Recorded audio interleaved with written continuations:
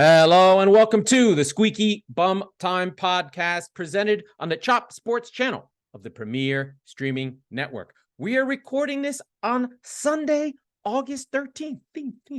I am your host, Laurent Courtines.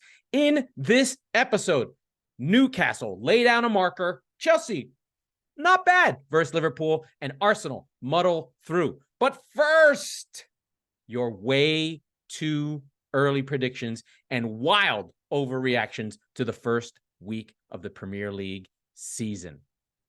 Before we get to that, please like, share, and subscribe. Like, share, and subscribe. It means everything. We need you. We love you. Please talk to us. If you do, we'll talk back. Okay, let's get to it. First, way too early reactions. This happens in the early season of nearly every sport. We're just getting new data. 23-24 is here. We got our new kits. We've got our new haircuts. I've got little studs on my shirt because my daughter sticks things on me. But when we see these reactions, they immediately tickle us because it's new information and we're seeing new things. The first thing I can think of is, if out of all the games, Newcastle were fantastic at home. Tonali looked like he's going to take over the world. He literally looked like Pirlo back there. And Aston Villa are not good. But that's not true. We just had one game and they looked fantastic in their game.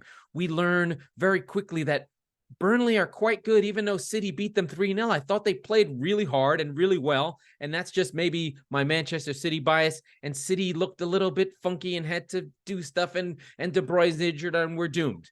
Arsenal got it done, but second half versus Nottingham Forest, I don't think Havertz is going to work. So a lot of things like that. And we learned a lot about Spurs and Ange Postecoglou there. So there's a lot of stuff that flies around as we first start the season. There's a lot of things that get interesting. There's a lot of things we think we're going to learn. We think we're going to know, and we're going to find out more as we get 1 game, 2 games, 10 games, 15 games into the season. But the first few games really can start a narrative for a season, but we shouldn't overreact. We shouldn't overreact. If I remember correctly, Rafa Benitez won his first 3 games with Everton, and everyone sort of forgave him, and then it got really bad. I remember City won their first 10 games of the season in Pep's first season, and it kind of went off the rails around Christmas when we lost to Leicester and things got weird. So early season, you can learn things, you can find out things, but we're not going to overreact. We're going to be rational, calm, and understated. Right? No, probably not. I'd like to kind of go through, let's start getting into the games, because I think the first game to talk about is the Newcastle game, because I think that really sort of set the tone for the weekend in what the season could end up looking like versus the Chelsea-Liverpool game, even though it was a very exciting game. Newcastle, Aston Villa, Newcastle 5, Aston Villa 1, and it wasn't even that close. Tonali scored on 6 on a great late run into the box after they got out wide to put the ball in. Who was it that got out wide? I don't remember. Oh, it was Anthony Gordon, I think, who worked that cross. I'm going to go through some of my stats here. It was a shot that was saved on 6 from Bruno Guimaraes. It sort of bounced around, and Anthony Gordon picked it up from a double from Joe Linton out wide to Gordon, and Tonali snuck in and got it in. Then it was just sort of felt like, then Tonali had another shot that was saved. It was really sort of worrying, especially Gordon just terrorizing Aston Villa. But Aston Villa under Emery did get themselves back together, had a really nice moment from Douglas Luiz and Watkins, who set up Diaby on a lovely right-footed volley that he put in. So he's a new player, gets off the schneid, really looking good. Both teams in really, really good shape. Then we had a moment that really kind of took the game out of after the Diaby goal. Then Alexander Isak gets an amazing goal. He had 2 goals in this game, the assist from Botman. Really good stuff. So within 15 minutes, we've got Newcastle up 2-1. Then on half hour, unfortunately, Tyrone Mings really gets hit hard, goes shoulder to shoulder with Mings, does his ACL. And I think that takes a lot out of Villa at that point. They seemed psychologically to be damaged by the losing of Mings. They still had good moments, but once that happened, I really felt like they were in trouble. And I don't think they had a few shots later in this. They had a few shots by then, but they were already down 3-1 by then. So I think it did some damage to them. Isaac with another goal lifts it over on an amazing finish. Just so classy, almost gets the hat trick on 60, and they're off on their way. Then, of course, as things would go, because they were playing so well, second half really growing to the game. Barnes comes on, Wilson comes on, both of them get goals. So you've got all these players coming on, everything changing, and they're still scoring goals. One last goal there late on 91 from Harvey Barnes. But this was a dominant performance. This was the same thing that we saw from Newcastle last season. That same energy, that same fight, that same relentlessness, that same energy. And it felt like Aston Villa were not ready, especially in the second half.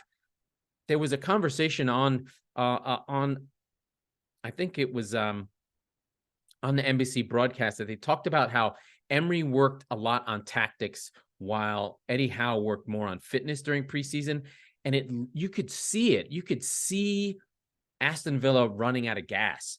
And really, when the changes came on, that Newcastle were fit, their fans were pushing them, and they just blew them away, especially in the second half. This will probably be the worst performance Aston Villa has all season, to be fair. They really got beat badly. The high line was not working. They kept on getting in behind, and it looks like as the energy levels dropped, and they still kept the high line, then it kept on being balls in behind, balls in behind, balls in behind.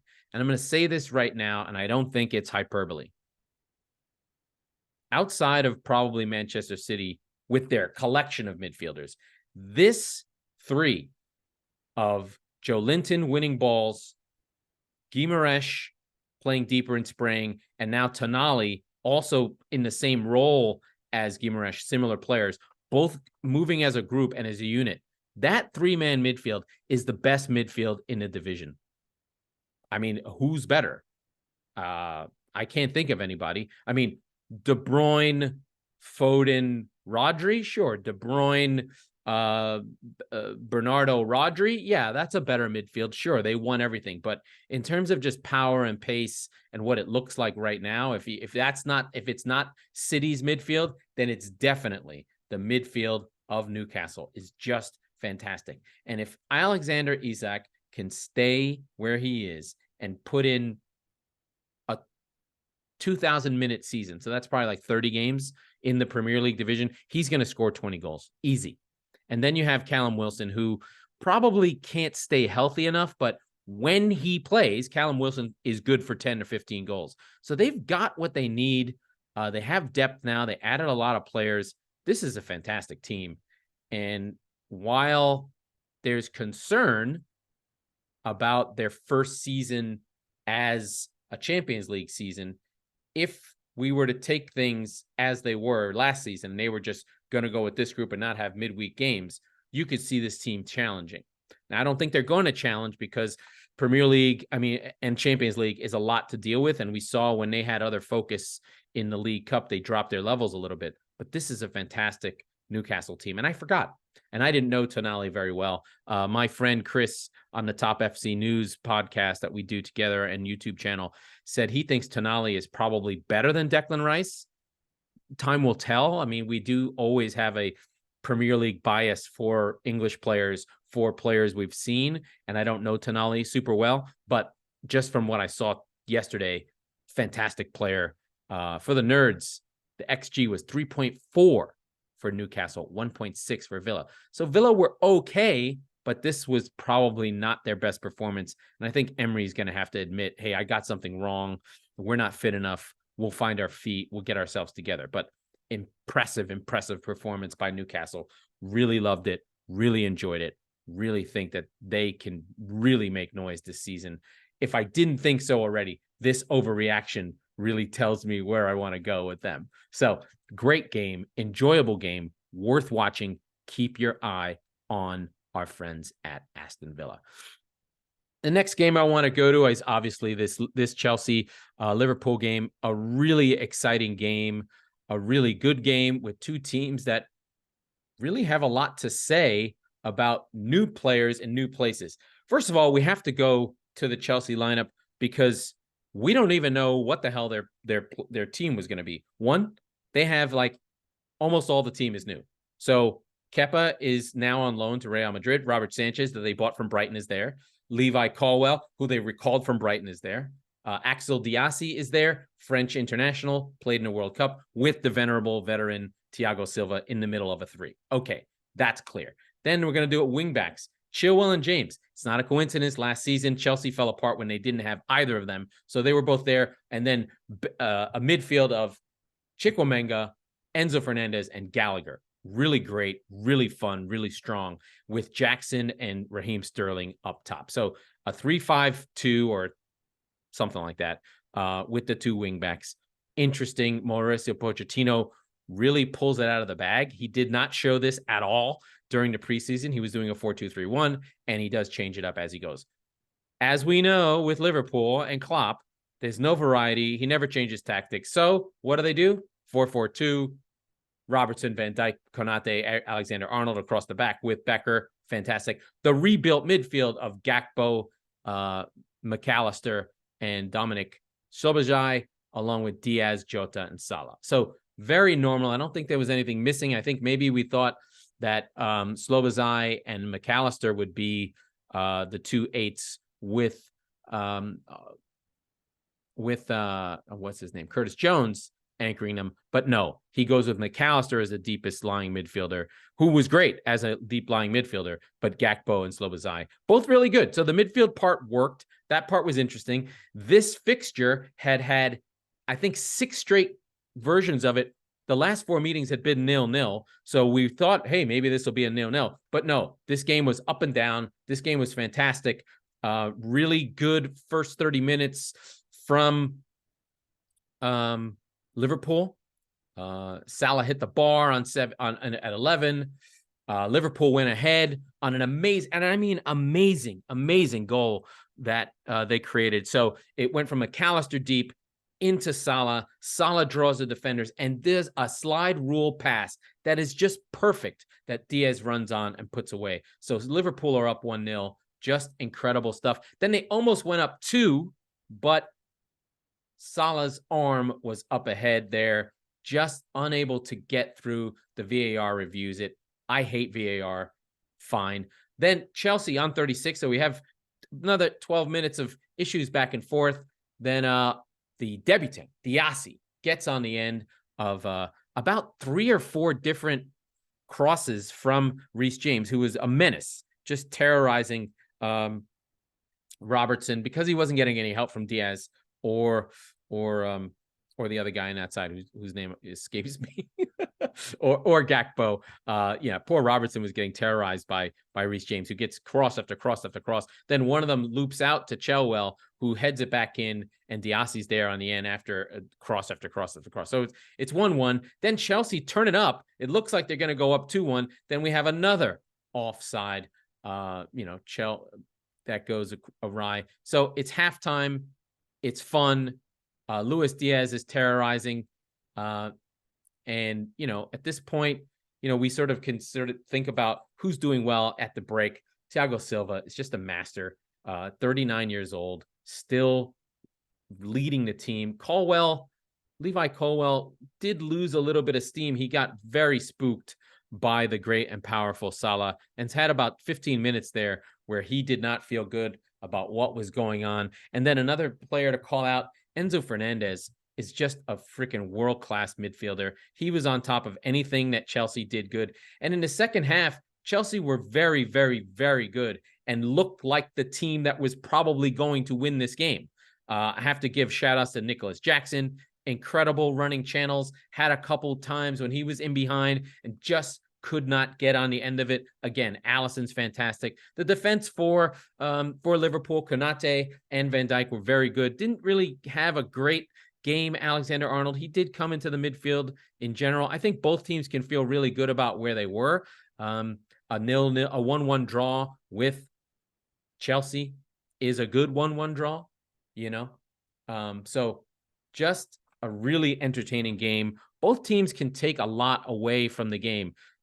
Liverpool can take away from, hey, we have a midfield that can work. We'd love to have Caicedo, but if we don't, we don't. They still need a 6. They need somebody. And then for Chelsea's side, they've got Chukwuemeka and Enzo, who were both quite good, Enzo Fernandez. And then I thought that Conor Gallagher played really, really well in the midfield. He got in, he got around. Now, is he a great reader of the game? Is he a great, like, relaxing kind of 6 the way Rodri is, or the way that Fabinho is, or that kind of player? No, he has to really run to where he needs to be and make tackles where you get a little bit nervous. But I thought he acquitted himself well against probably the best attack in all of world football. There was one controversial moment. I don't think it was controversial. On 71, Klopp takes Salah out, and Salah gets sort of pissed off and is fucking with his arm brace and throwing it off. Listen, that's his prerogative. Players need to come off, and they need to be okay with it. Darwin Nunez had a shot that might have gone in. And then late in the game, Chelsea had a chance to win this more than once. And I think they'll feel a little bit hard done by not winning it. A little bit, the XG machine likes this as a draw. So it was actually a draw, but a good game, a really enjoyable. And I think we'll see a lot from both teams this season. Chelsea may be better than we thought. I think, a lot of folks were like, oh, they'll finish in the top 6. They may be better than that. I thought Raheem Sterling played the best game he's played in a Chelsea shirt. And let me tell you, I've seen many Raheem Sterling games while he played with City. This was one of his better performances. He was getting the ball on a turn, driving into the box. His passing, again, is still not great. He still can't shoot, but he was doing his Raheem Sterling things that make you feel like he's involved in the game. So he was a menace. That whole side on Robertson's side with Reece James and Sterling caused havoc a lot of the game. And I think any Liverpool fan was probably happy with that point. Probably felt like in the first half they could have been up, but then in the end they got themselves the point they wanted, needed, and desired. So good stuff all around there. Very, very enjoyable. The other game I'd like to cover, because I think it's interesting, especially with the Harry Kane moving on, and then we'll go back into the rest of the games from Friday and Saturday. Brentford Tottenham, really good game. I think people don't quite realize that these two teams were only a point and a few goals against from each other. Tottenham played quite well. I thought, really held possession in this game, really a different style. And it was so great to see Spurs playing football again. Like, when was the last time Spurs played football? It's been ages since they done it. I mean, Spurs under Mourinho, Conte, and Nuno just were this defensive, sit deep kind of team. And it was just kind of brutal to watch for years. And yes, Harry Kane was great and Son would score goals. And there was a lot of things on the surface to say, oh, they are great. But this was, a really great performance by Spurs and a fun game to watch. So really enjoyable, a 2-2 game. Spurs went up first on a Romero header when he was already concussed. And this is going to be a talking point. Really good management in that Postecoglou pulled him off because he was like, hey, you're going to fucking die. Then a penalty that was iffy penalty. Is that right? Do I have the timing right? Let me make sure. Yes. Hidman Sung fouled Matthias Jensen, and then Mbuemo puts it in. Then Wisa puts Brentford ahead on 36. It's a It's an own goal, but Mickey van de Ven, they probably would have saved it. The cutback was really, really good. Rico Henry was terrorizing Royale. Good cross. Wisa on the end of it. I mean, if you watch Brentford, you know Wisa can score. They've got good players. But then Spurs late, just before halftime, a really great goal from Emerson Royale. Maddison has the ball. He's been the only creator on the team, gets fouled on the edge of the box. He's really trying to draw it. But in getting fouled, he sort of dribbles it over to Royale, who smashes it home. Flexing can't get a hold of it. And it's 2-2 after 11 minutes of stoppage time, which is another whole story. But, you know, Spurs controlled the rest of the game, but didn't really create much. I thought Brentford were really good. They did manage to handle the sort of breaks in the second half that Brentford were getting, and Brentford really ran out of steam in the second half. There was some iffy moments, a lot of players getting their debut. Vicario in goal for Spurs was a little bit shaky. The Brentford crowd really getting on his back. You know, it was an interesting game, a good game, a fun game. I thought Basuma was fantastic. Really nice to see him on the ball and playing. I kind of forgot that Spurs had him. I think there's going to be something that Spurs needs to figure out. Having Basuma and Skip in the lineup is a little bit too much. Who was the third midfielder? I have to find the lineups again.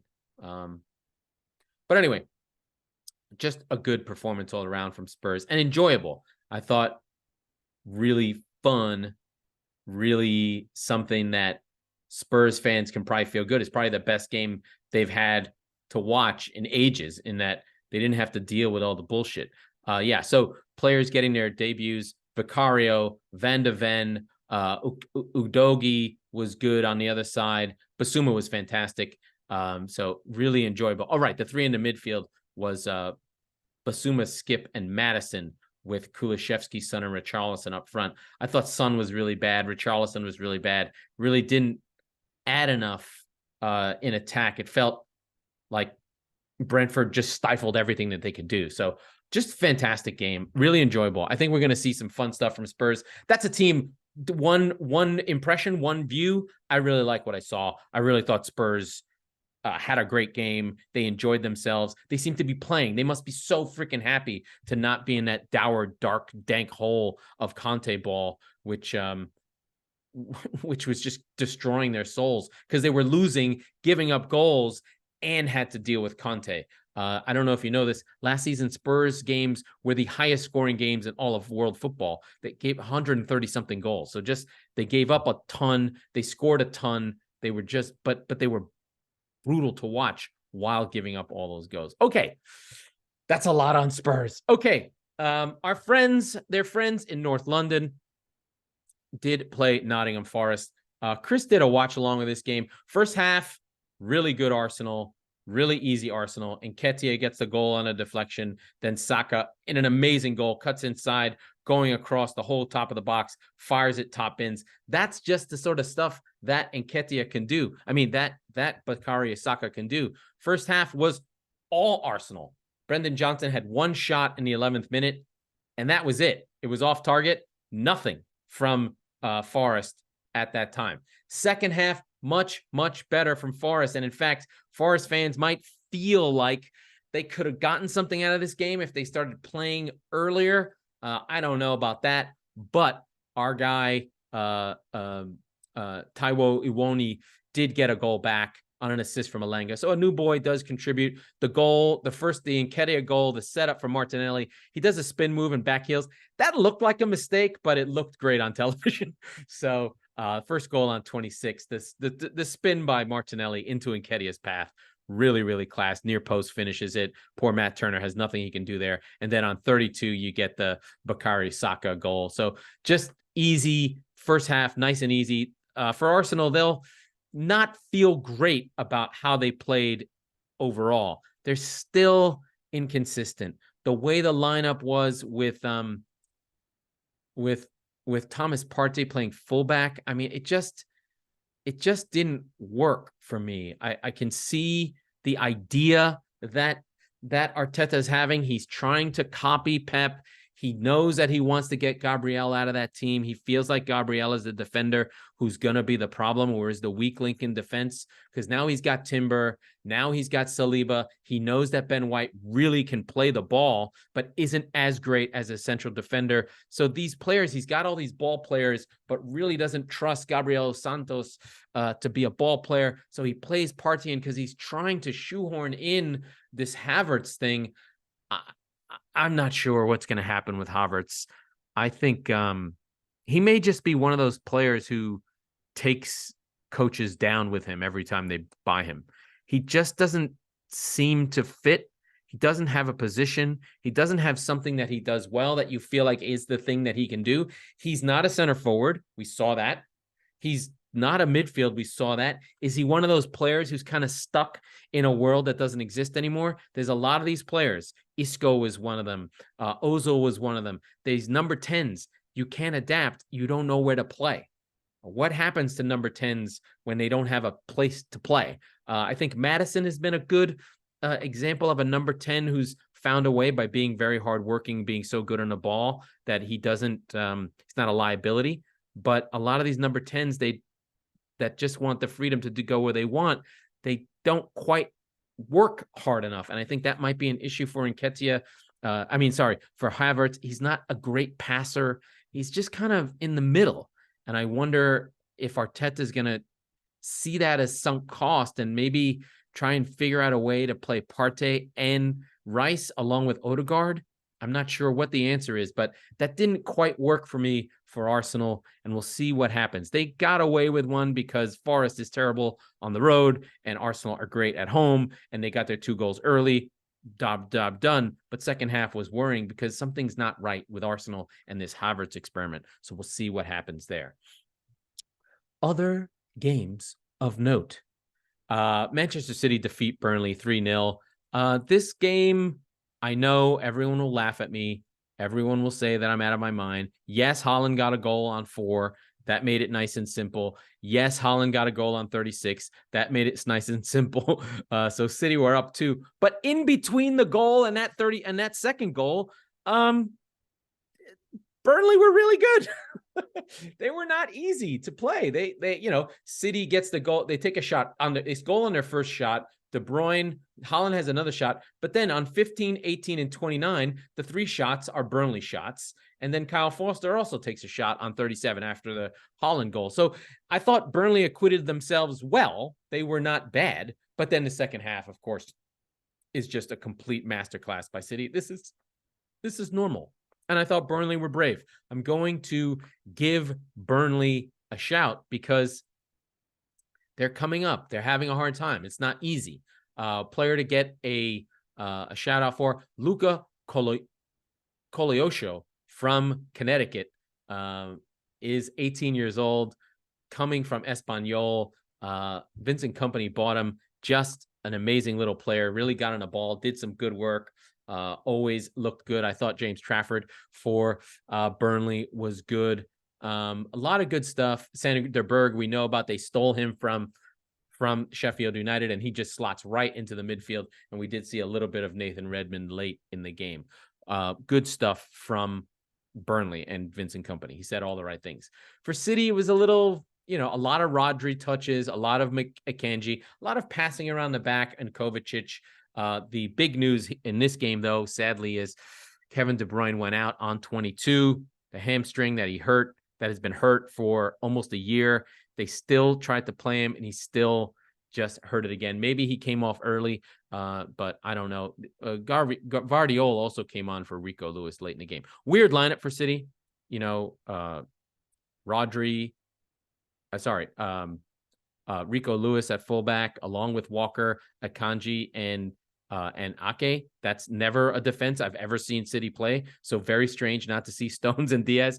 Diaz had a concussion. But then we saw Alvarez with De Bruyne, also very strange, and Foden. So some lineups here that City played that we've not seen. City do get their 3 goals, but it's really just Haaland being awesome, which is normal, right? So I don't begrudge City. This was not a great performance. The less talked about it, the better. But really, this is about Burnley. Burnley are good.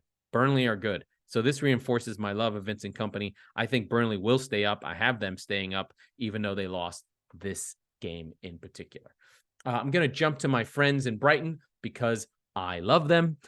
Brighton beat Luton Town 4-1. All my friends scored goals. João Pedro, new signing, scored a goal. Simon Ndingra scored a goal on a mistake by Bazuna. And Ferguson, my favorite young striker, scored a goal in the 95th minute. Solly March getting the game on the board on 36 on a glancing header. Matoma terrorizing poor Luton Town. Luton did score a goal. They did draw a penalty from the most penalty awarding player. My favorite player and yours, Lewis Dunk, gets a handball for a ball behind when his arm sticks out behind his back. Clearly he intended to handle that ball. That's fine. I can handle it. And then our new friend to the league, Mr. Carlton Morris, gets Luton's first Premier League goal ever. They are new to the league. Carlton Morris, nice player, scored 20 goals last year in the championship.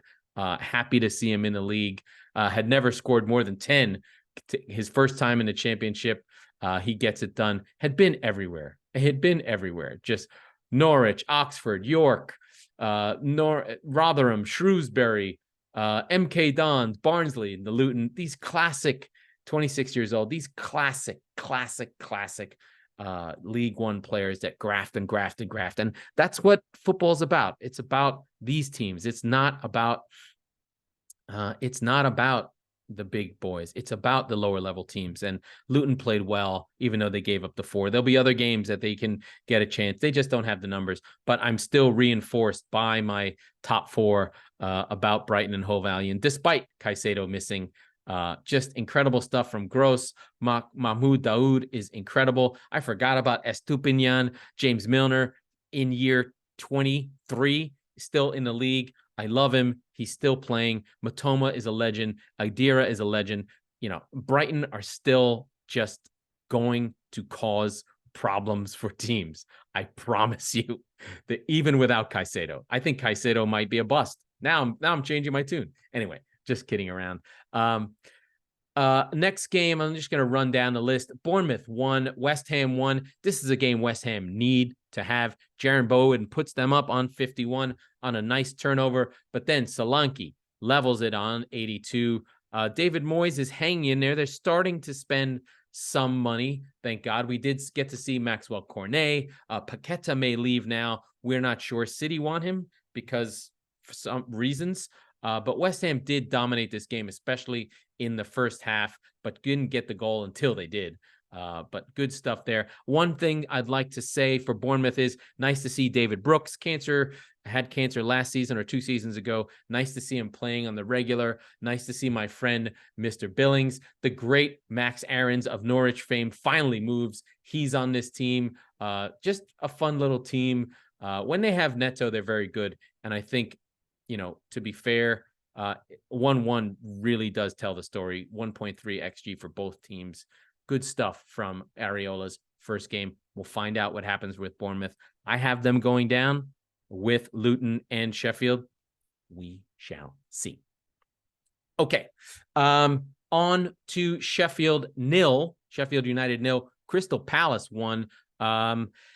Not a great game, but Edison Edouard did score a goal, but he could never score a goal so far. The bigger interesting part of this game was that there was a little kerfuffle on the sideline with Roy Hodgson. He did not take it. He pushed back. He was going to punch a dude. Don't fuck with Roy Hodgson. He was ready to fight. He's still a tough motherfucker. Remember, he is from Croydon. Palace had 67% possession in this game, took all the shots, did everything they were supposed to do, and got the win. Well, not a great performance. Edouard took 7 shots, 3 on target, only scored 1. Eze was fire happy. He took 8 shots, the wild man, but did not get a goal for himself. Fun game, enjoyable game. I don't think Palace are going down, not with Roy, not with the talent they have. They've already replaced Zaha. So Palace move on and have their 1-0 win. The team I am worried about, Everton 0, Fulham 1. At home, Everton generated 2.9 XG and did not score a goal. to Fulham's 1.5. If Everton are going to generate 2.9, almost 3 goals of XG and not score, they're going to go down. So I am worried again for Everton. They did have a goal chalked off. That was a little bit of bullshit, but you've seen him given. Anytime you get Tarkowski fouled the keeper, and then I think it was I think it was Michael Keane who fired it in. I'm not sure why Michael Keane is playing. I don't know, but just, I mean, the stats here: 9 shots on target out of 19 for Everton, only 2 on target for Fulham, and they scored their 1 goal. You know, it was Fulham's first shot on target scored a goal. Just to give you a sense of that, Mitrovic had 1 saved on 87. Otherwise, it was their first shot on target that Bobby Reed scored. Mitrovic and Wilson involved. They had both, I believe, were they both on the bench? I want to make sure here. Mitrovic came on, Reed came on, Pereira came on. So Marco Silva saw the game had a chance, and he changed it. He brings on his 3 big boys, his 3 offensive players, right on 58. Pereira and Mitrovic come on, and boom, within 20 minutes, Bobby Reed, who also came on at halftime, you get everything changed, and that's that. First half, Everton were dominant and should have won this game. And if they're not going to score goals, they're going to go down. And Neil Maupay, God love you, you dirty bastard who wants to sleep with everyone's wife.